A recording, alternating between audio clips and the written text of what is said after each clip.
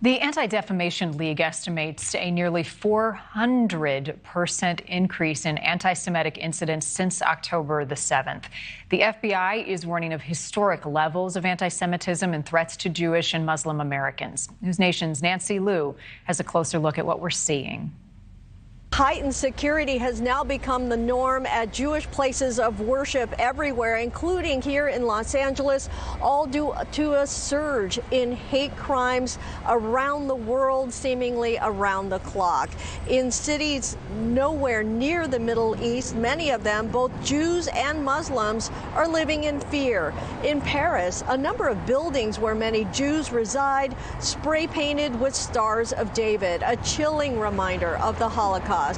Here in the U.S., FBI Director Christopher Wray says the country is seeing historic levels of anti-Semitism and notes the increased risk for hate crimes. We definitely believe that there's a heightened risk of potential violence here in the U.S., especially from lone actors inspired by any number of foreign terrorist organizations or by domestic ideologies in some way using the conflict as an excuse or a justification, as horrendous and misguided as that would be, to conduct attacks here against Jewish Americans, Muslim Americans, Arab Americans, etc.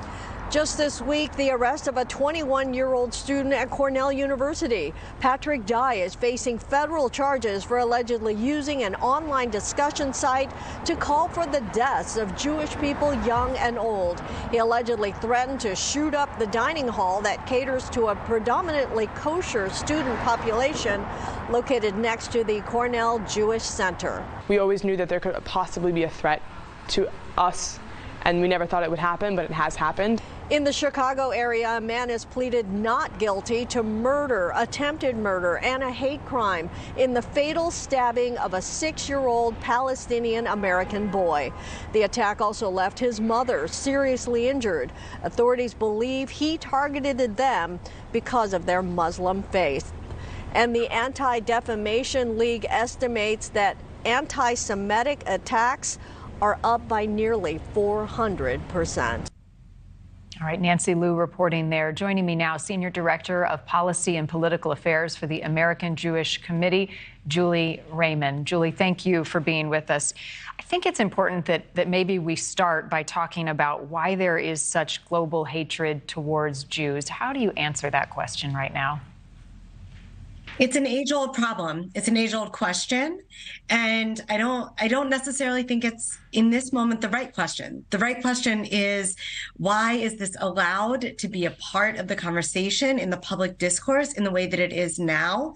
Why, after thousands of years of history fighting anti-Semitism, have we not yet learned what to do about it? We've taken remarkable strides. In this country, there is a national strategy to counter anti-Semitism. Yet what you're seeing on the streets, in campuses, and on social media is still really, really atrocious. So it's not really a question of why, but what are we going to do about it? Right. Well, I do think it's two parts, and that's why I ask it, is what is the misinformation, the misguidance that is happening in people's minds that causes them to do these things? Is it not important to lay out right and wrong here and also explain what is going so wrong in their heads that they would carry out these acts? Well, there's a tremendous amount of misinformation, as you say. A few weeks ago, there was an image of a car that had swastikas painted all over it and a Palestinian flag. Right? And the comments, instead of saying, wow, look at how scary this is, that Nazi ideology is being combined and appropriated with support for the Palestinian cause, and what does that mean for Jews today? Instead, the comments were all about, wow, the Jews did a really good job creating this narrative to feed their own stories about victimhood, right? The misinformation is off the charts. It feeds a lot of conspiracies about Jewish control, Jewish greed that go back literally millennium.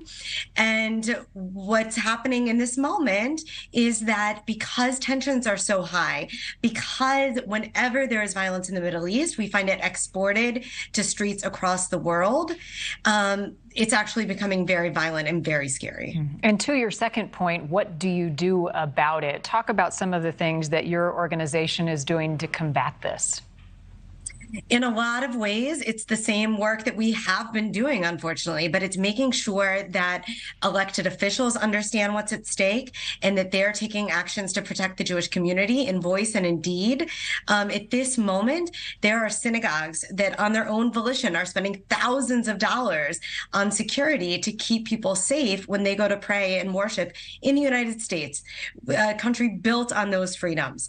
So making sure that elected officials, that our administration has the funding to ensure that places of worship can be protected, that people can worship in peace and security, making sure that our elected officials are not echoing the moral equivalency that we're seeing far too much in social media and on the streets, and making sure that people understand that there is a direct line between what happened on October 7th, when babies were beheaded, to the threats made by the student at Cornell, calling for Jewish throats to be slit.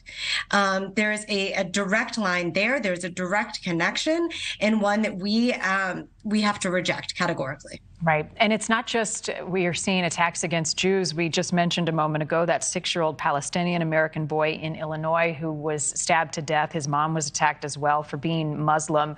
How do we react to that side of this debate?